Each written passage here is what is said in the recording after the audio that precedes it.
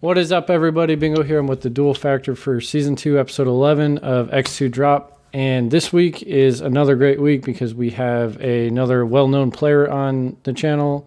And 2 weeks ago, if you missed it, we interviewed Dominic Couch. And it's going to be more or less the same. It's just going to be an open conversation with the player and about the game. So I have Dablessin Wilson right here. You want to go ahead and introduce yourself, like run through what you've done in the game and, you know, the mark you have left on like competitive events and stuff like that real quick. Yeah, sure. What's up, y'all? It's the blessing. I'm pretty much a lot of y'all know me already. I pretty much have been doing the regional grind for the last 2 years. My first year I was very fortunate enough to place ninth place, but Unfortunately, I lost first round of the points playoffs to Gabe Vargas, and then I went undefeated the day one of Nats. That same Nats.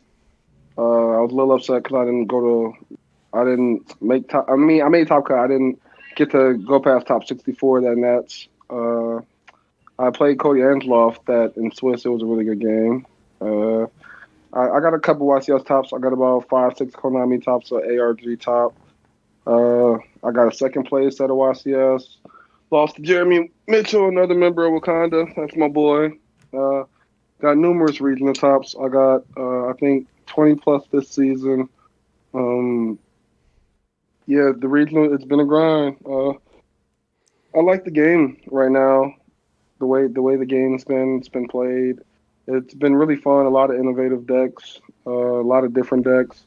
Kind of like the format we in. I don't think anything's necessarily a problem right now. Like one card is a problem, I don't think. I think right now we have a lot of deck building. We have a lot of creators. And I think those who do well with building decks and such are going to thrive in this new Master Rule 5 and the end of this Master Rule 4 when we're going into this April ban list. It's just been a really, really good format so far. I've enjoyed traveling with the people who I've been traveling with. All right. Well, you talked a lot about the current format, just like your feelings about it. So, what are you currently playing, or what have you played over the past like month or so? What do you think is your deck to take to, like, let's say there was a regional yesterday, what would you have taken? Oh, Spiral. I would have took Spiral, no doubt. I've just been comfortable with the deck. I think it's one of the most comfortable combo decks that I like playing. I just think Magician's Soul is like an incredible card in itself. I think any deck that can inherently plus off of that card and gain value off of that card is just insane. Decks like Moonlight are also good choices. Shadalls are a good choice. Like I said, there's a bunch of good decks, but I probably would have took myself Spiral. The only deck I probably would have had a little trouble against, if any, I was pretty much prepared for everything except for Rocket, which I was still prepared for in my head, but I hadn't been playing for a while since Vegas, so I usually don't really test that much. I just play whenever, and I just remember all the cards. But I know Rocket pretty much just loses to specific certain cards. I've been told by friends. So I was just going to hit them at key points in the combo and just hope that was enough. And their board isn't that powerful, so I just plan on like pushing through whatever negates they put up and boil sword and killing them, hopefully. That's just my option with that deck. But yeah, Spiral was probably what I would have took. I've been playing Salad for like 8 months, I think, to a year probably. And I just put it down when the Stalio got banned. The deck's still good. I still like it. I still like Salad. I just want to play something a little more. Got the virus. I just wanted to play something a little more powerful and combo oriented, so I decided to play Spiral for a little while. I got a couple regional talks to Spiral as soon as I picked it up. Top 32 at the PPG Nationals with it. So, we're halfway through March right now, and there's a lot of things that are going to impact the meta, right? We got Duel Overload, which is a bomb in and of itself. Then we have a potential ban list and a new master rule. Let's start with Duel Overload. Like, what do you think Spiral or other decks gain? Like, what are you going to gravitate towards once we get cards like Needle Fiber and Union Carrier? I'm actually gonna probably count on my boy Joseph Gray or Akeem to really look at the sets more. They usually are the people who look at sets for me, and then they point out. Like I ask them to point out like a good 10 specific cards and tell me what do they both think are like the best 10 cards of the set, and then I ask them like, all right, out of these best 10 cards, what decks do they impact the most? And if they impact like the best decks, like let's say how Souls came out and impacted Spirals, and Spirals was already a good deck. Like let's say something here which impacts ABC, makes ABC a lot better. Cards like Needle Fiber. There's even a hero card coming out that you literally. I was reading the hero card, the hero link 2 today. I was like, this is literally insane. It says Search 2. It's better than the Soul Day. I was like, this literally says Search 2. You literally get 100% broken. I'm excited. You literally get to search 2 cards. I'm like, this is insane. Like this is crazy, and it's like that's average compared to every link in the set because every link in the set is good. It's kind of finding like Dual Overload is like RV Rain, so we finally get to experiment with everything, and it just kind of sucks that we on this break because Konami won't really get to understand what to ban. They like this ban list might be very incorrect. They might not be able to hit all the preemptive hits that they should hit because they didn't have time to watch players test and theory. And I know people are cooking up some crazy decks right now because they don't know what's going to get banned, if we're going to get a ban list by the time these cards are legal, et cetera, et cetera. So, like, Dual Overload is a very, very, very powerful set. It's going to change the game a lot. Yeah, and you hit it on the head because, like, I'm actually very, very nervous because of all the event cancellations. Like, they're going to preemptively hit certain cards. It just isn't going to be enough because, like, there are so many degenerate combos between Union Carrier, Needle Fiber, and then, like, thank God we didn't get Dragoon, but Verde Anaconda. Yeah, I was really hoping we didn't get that fusion, that Red Eyes fusion. That card is insane. People, like, I actually didn't want Needle Fiber or that fusion, but Needle Fiber was like inevitable. It was going to happen. Like, Konami was just pushing it off. Yeah, and I mean, we were lucky. They pushed it off for what, 2 years?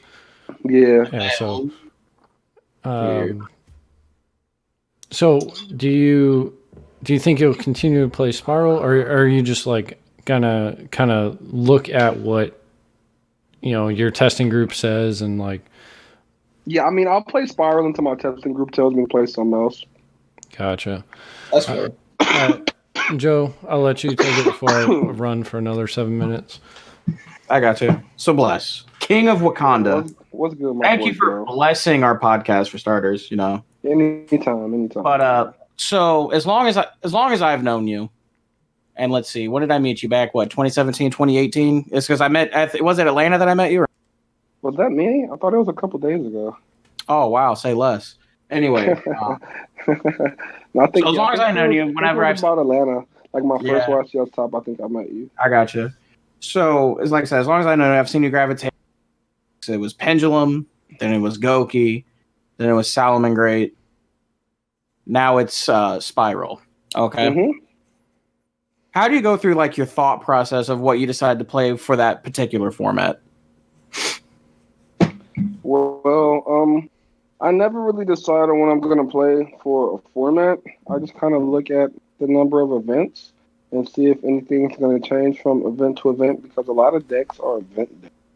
And a lot of players in the game who are on a more average level or lower tier level, I don't think I'm like the best player in the world or anything, but everybody's track record speaks for itself. And, I just think people who are on that lower tier, they don't think about the way like decks work for certain events. So they'll see a deck come out for a YouTube profile and they'll look nuts because it just went like 9-0 at an event, but it was prepped for that event. It was ready for that event. Like my Cal Yuga deck that I played for the YCS Chicago. I didn't build that deck by myself. It was Joe Dietrich who helped me build it, and it was literally an emergency breaking case of glass deck. I was playing Goki Rango Bongo, and they banned the deck 3 days before the YCS. So I was up at like 3 a.m. I was about to play Striker. First time ever I was going to play Striker, and almost threw up when I touched engage. So Aldo gave me a bunch of pendulum. I remember sitting in the hotel room when you guys were testing that. You're like, bro, my deck is broken. I'm like, I'm aware it's broken, but why are you having engage in your hand? I was like, yeah, I don't like this. I did not like this. So yeah, I shook my head and left the hotel room. Like, I know he's not going to person. I know he's not. Yeah, Aldo gave me some pendulum cards, and Joe showed me this cool combo. Showed me a way to make Kali Yuga, and I just wanted a way to skip my opponent's turn, and it was a great meta decision because everyone was going to play Sky Strikers and Altergeist. I can't remember why, but I forgot what the ban list just came out, but I forgot what happened on the ban list. But everybody was going to play Strikers and Altergeist, so I was like, okay, Kali Yuga is just insane versus both of those decks because I summon this on their turn. They have to set all their cards or I'm killing them, but when they set all the cards, Kali Yuga just blows them up at any turn anyway, so they die, and it was literally just insane. Like it was wild. It was crazy, and I was destroying people all day. Like 'cause they didn't know what it did, but I literally tried to take the deck the next weekend to regional, Omaha, like a really easy regional, and I couldn't even top the regional. Like I didn't get any points from it because I went there and everybody they had all saw my deck and they were all coming up to me like I was signing a bunch of Kali Yugas and stuff. And they actually were signing cards like Reaper and shit at the regional. They had like Electrum and shit. Like they literally had like all the ways to stop my deck, and I just got destroyed. That's actually crazy. And I was like, "Yep, I'm gonna give all these cards back to Aldo." So I gave them all back to Aldo, and I started playing. Forgot what the fuck I was playing after that. It was Salad. I was positive. Yeah. I was playing Pendulum. Yeah, I was playing Pendulum until Salad Structure that came out, and Aldo taught me how to play that. Aldo's like my main testing partner now after my brother moved away. So I just play with Aldo a lot. He's a lot better than he actually looks. Oh, 100%. 100%, but we're not going to get into that. Which also, I got another funny one for you because if anyone who listens to our podcast with Dom, he denies this, but can you confirm for me that Dominic Couch 100% told everyone he was going to win a YCS with True Draco? Can you confirm? Oh, I remember that a long, long time ago when we used to play True Draco. That was back when, God, that was a while ago. That's when I met all of you. That was a long time ago. Oh, but this did in fact we all used to play. Yeah, we all used to play that deck. I remember. That's hilarious. So then, my next question for you, actually, now I'm thinking about it, because you're doing these Worlds grinds, you top all these. I watch this regular basis when I was still going to events consistently, and I'm excited to go back to whenever 2020 decides to start over again. But come from by going from each and every one of these events, from top 8s to wins to YCS tops, PPG events, where's the consistency come from? You just gotta kind of find your flow and like how do you feel good while you're playing? That way you don't have a headache. That way you're not like. So proper preparation prevents poor performance. It's like once you do everything in the right order the following day before. So I kind of look at everything like. I play a lot of sports, so I kind of look at everything like basketball. When you take a jump shot in basketball and you make it, to make that same jump shot again, you just got to remember the exact way that you shot the ball. You got to remember the exact way the ball left your fingertips, the exact way you jumped off the floor, the exact way your arm flung. So you just kind of got to repeat that exact process. So when you do it, the ball goes in again. And you're scoring. And that's what I want to do when I want to go to a Yu-Gi-Oh event. I want to score. So I just make sure I do the same thing that I did the last round and win consistently. I make sure I make the same plays, the same thought process. I kind of try to think a lot of plays ahead in the future. Whenever people play in certain decks, you got to kind of turn your brain off from all the other decks in the meta and think about every single line of play that person could play. The certain cards that like those decks are playing, what crazy cards could those decks be playing? What cards did you see? What number of cards did you see them play during that duel? And all those little things will help you win a duel. And when you remember how to do all those little things consistently, you put it all together, it'll all start clicking and start working together. Like I was playing Yu-Gi-Oh! A lot before I got my first YCS top, but just once I got it, that's when everything started. That's when I decided like I can go on the grind, I can do this stuff like everybody else. I can top all these events. I can travel. Once I started traveling more and playing against different types of players, different fields of players, learning everybody's play styles. Because, like, believe it or not, like America as a whole, like the TCG, we play greedy, but like every state plays different. Like when you travel to every state, every state has a favorite deck. Every state has like a certain play style. Like so a lot of states you'll go to, they'll be meta and they'll be differentiated. It'll be differentiated depending on what decks they're playing there. And so like let's say like you'll go to a Rosemont regional, and Rosemont will have a bunch of meta decks. It'll be like 60% meta. I'll say like 70% meta, like 30% rogue. But the meta decks there, some of them be having missing pieces from the decks because they won't be able to afford it. So you got to remember, you got to look at the player. You never want to underestimate anybody. You got to think, like I said, think about what cards he was playing earlier. You hate to say it, but like the rarity of their cards. You can tell if somebody has everything. He's not going to be missing cards from his deck if he has like alti dualities, like alti instant fusions, stuff like that. Somebody's not going to be missing stuff from his deck, so you can expect them to have. Yeah, you can expect them to have, like an Appaloosa to go into. You know what I'm saying? Yeah. Or like at a regional, some players will have like, oh, I couldn't make Appaloosa because I couldn't afford it, so I play this card. I play this card, and I play like Boral Savage or something. Or I'll do this. Like. It's all about where you at, and like I said, it's how you make all the little things click together. All right. Would you say so? Before I jump into like more questions, would you say that for new players or like up and coming players that want to get their first, even their first invite, would you say that's one of the biggest takeaways, or what would you say? What would you say a tip for them would be? So. I got my invite before I got my first top, obviously, like regional-wise, and this is how it goes. Basically, you go if you're struggling, so like I hope people who are like struggling to get their invite or regional top or YCS top really listen to like what the next few words I'm about to say. Let's say if you're struggling to get your regionals invite, let's say you're topping your local. Remember what you're doing to win your locals, and then try to regional to try to make sure you can up that next step to try to get that regional invite. So now you succeeded on getting your regional invite. Now remember the steps and processes you took to get your regional invite, and remember what's happening when you're losing. Remember why you're. Is it your own fault? Is it actually your own fault? That's also a thing as a player. A lot of people don't want to admit when it's their own fault. Did you mess up? Did you brick? Did you build your deck incorrectly? A lot of people, you got to think about all that stuff. People be like, well, no, my deck was built right. He just played this and this and this. Well, if you had this card in your deck like everybody else, would that have happened in this scenario? It's like, well, I didn't play that fault. That's when you're not allowing yourself to make it to the next step. You always want to play the best cards. You never want to play an okay card or a good card.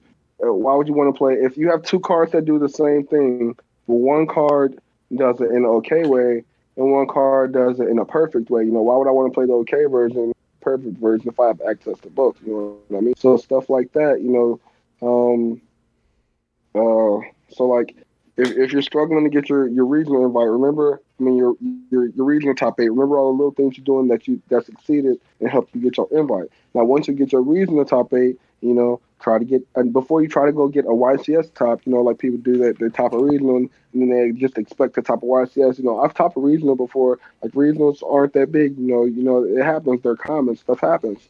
So, I would say try to repeat that process at topping a regional multiple times. Try to top again, and if it doesn't happen back to back, remember why it doesn't happen. Also, just don't expect it to happen because it'll be harder for you and it'll be easier at the same time because when more people will be looking at you from the last regional top.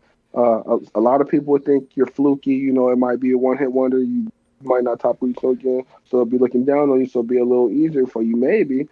So you just got to kind of remember what happened. So let's say you top 8 that regional again. Boom, you're feeling confident. All right, let me go top this YCS. Very unlikely you'll probably top your first YCS. You might date 2, but very first YCS.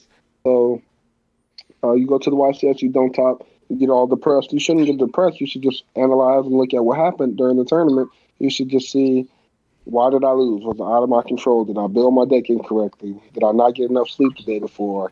Did I mess up? Did I get to my seat too late? Was my opponent slow? Did my opponent slow play me because I didn't get to the table quick enough to where I could get the seat that was looking at the clock? Did I give my opponent the clock? All those little things. Every single little thing. You know what I mean? It all matters in a duel, even from the point to where you sit. It all matters. Yeah. So once you just learn how to repeat that process, and you get it stuck in your head like mold and cement, it'll really, really help you. I promise it'll really. Every good player starts from nowhere. Hoban was a nobody one day. Like Jesse Cotton was a nobody one day. You know what I mean? Like Jeff Jones was a nobody one. Like nobody just knew these people. You know what I mean? They all started, playing at the locals, playing at a regionals, stuff like that. Everybody builds their way up. Like it's very rare when it happens. We have miracle cases where it does happen. You know what I mean? People just win a YCS out the blue. You know what I mean? People just top a YCS out the blue before they do anything. It happens. Yeah. So let me see if I could summarize some of your points. Preparing is huge.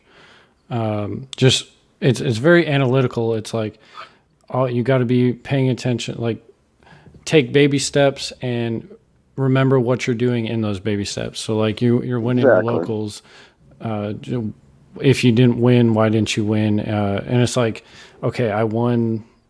Why did I just always analyze what you're doing and remember those things, because if you don't remember your faults, your losses, like they're just going to happen again. Right. Exactly. Okay. Exactly. And stuff like this, like people say like you use a lot of luck. Like sometimes it is luck and sometimes it's not luck. But like a majority of the time where people think it's luck, like it's not. Let's say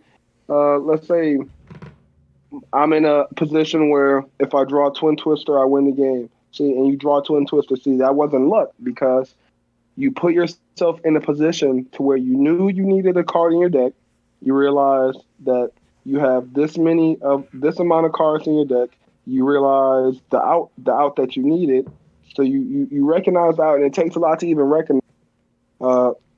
Like, let's say another example of that. It's like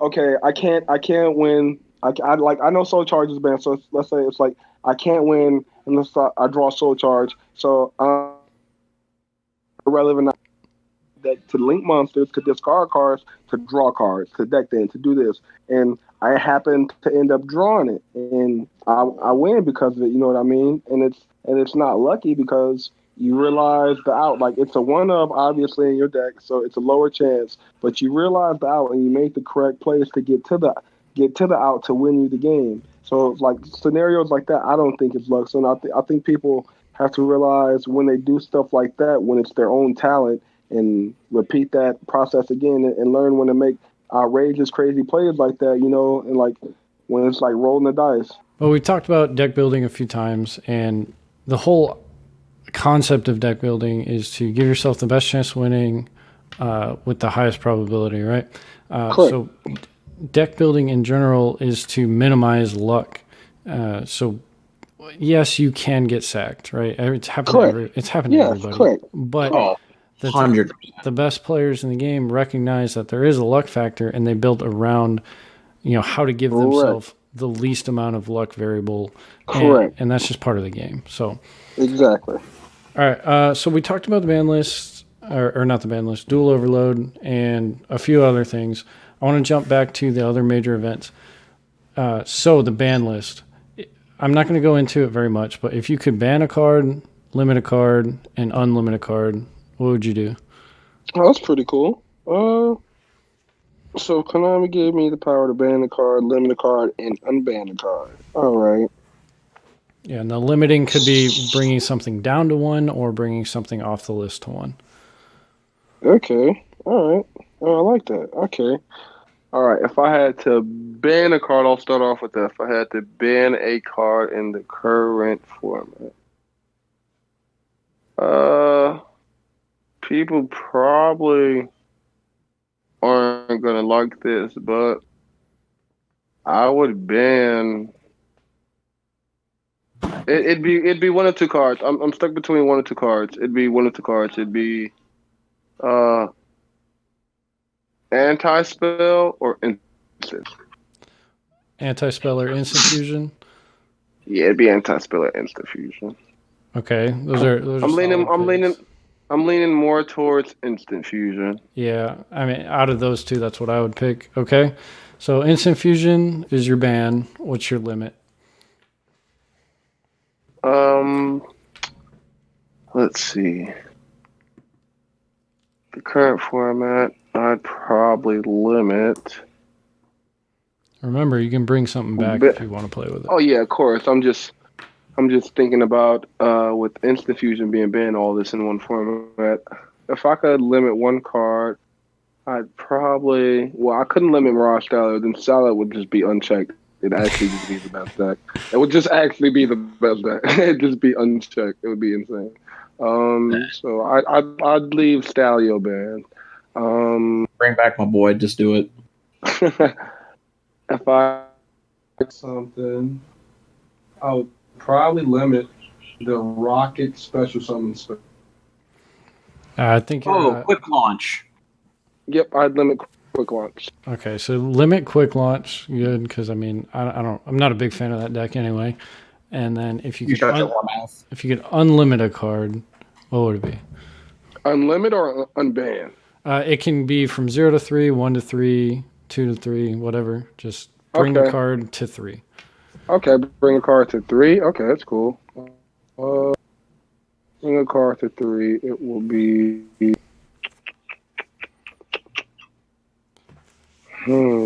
Anything but Colossus, because fuck Joe. Oh, yo, you shut your whore mouth right now. You know, if I didn't ban instant fusion, I actually would have unlimited Colossus. Oh, really? Okay. Yep. Why'd they have to massacre my boy? Even with I think Colossus brings actually a healthy check to the format at 1. I don't think any more than 1 is good, but I think having 1 Colossus is fine. You know, if a deck is negging 2 to 3 cards to make 1 Colossus, I would 100% definitely okay with that. That 1 Colossus. I was actually very surprised that it went to 0. But yeah, I was surprised Stallion went to 0 with Colossus. Like I think they both could have been fine at 1. Yeah. Okay. So. So back to this. So if I could bring a card to 3, it will be. I mean, I'm just gonna say it because I know everybody wants me to. It'd be Maxi. It'd probably be Maxi. Okay. I can get behind that. We are running short on time, but I do want to ask. I know you're on the world's grind, so you don't really get to mess around with Rogue very much, or playtest Rogue. But in Master Rule 5, what deck would you be most excited to play? If I got my wish, oh wait, what did I say? Put to 3. Actually, I want to change it. I want to make Pantheism. Pantheism goes to 3. Pantheism goes to 3. Okay. Yeah, Pantheism goes to 3. It's like my favorite deck. If I wanted to play Rogue on the road, or just any deck, Master Rule 5. I don't really know any cool map. Probably ABC because it's like the easiest thing that I would just know off the bat. Like I would just automatically know a combo to make 3 busters and like an IP and a Boral Savage. Like I could just think about that in my sleep. Yeah, no thanks. Like, yeah, I probably wouldn't even like make like triple buster. I'd probably just make like Boral Savage, like double buster. And pass. With IP on field, that's like game. Yeah, that's a foreign material Appaloosa. Oh my god, no, I'm good. All right, so that's all my questions, Joe. You got like a minute tops if you want to ask something. Well, what could I ask the King of Wakanda with a minute left? Go ahead, Joe. You blessed me with going on my podcast. I got you. Oh, I got you. Are you a firm believer, as am I, in his community? Is Aldo Garcia, in fact, the reincarnation of Baguska? The reincarnation of picture of Aldo with his face on a Baguska. It's beautiful. It's actually beautiful. It's actually just the greatest thing I've ever actually seen. But no, I don't have any other questions other than Wakanda forever. Wakanda forever. All right, bless. Would you like to give any shout outs before we wrap things up? Yeah, just shout out to my sponsor, Pandamonium Gaming. They always send me on the regional grind. They send me everywhere. Shout out to my girlfriend for letting me go everywhere on the regional grind. She's super special to me. I appreciate her a lot. Hopefully we make it through this coronavirus. Shout out to my locals. And just shout out to Aldo, Trent Smith, Tyler, Wesley, everybody who just drives me everywhere on the regional grind. So appreciate all of them. Okay. Well, it was a fantastic experience having you on here, and I definitely appreciate it. Maybe we'll get you on here sometime down the road, especially like if you go to Worlds. Yes, sir. But that's what everybody wants, man. I hope so. All right. Well, guys, if you have enjoyed this week's episode, check out last week's or the week before, or next week's, same time, same place, 08, iTunes, Google Play, and Spotify. And just keep an eye out for Bless when he's on the regional grind. Those deck profiles are pretty good. I actually do have one thing before I forget. Yeah, sure. Your Indianapolis profile with Spiral, you're saying, I built this deck at like 4 a.m. the night before while I was playing Pokemon. What Pokemon game were you playing? Sword and Shield. All right. What starter did you pick? There's only one correct answer. I'm Sobble Squad. Sobble? All right. Well, podcast over. Everybody go home. All right. Peace out.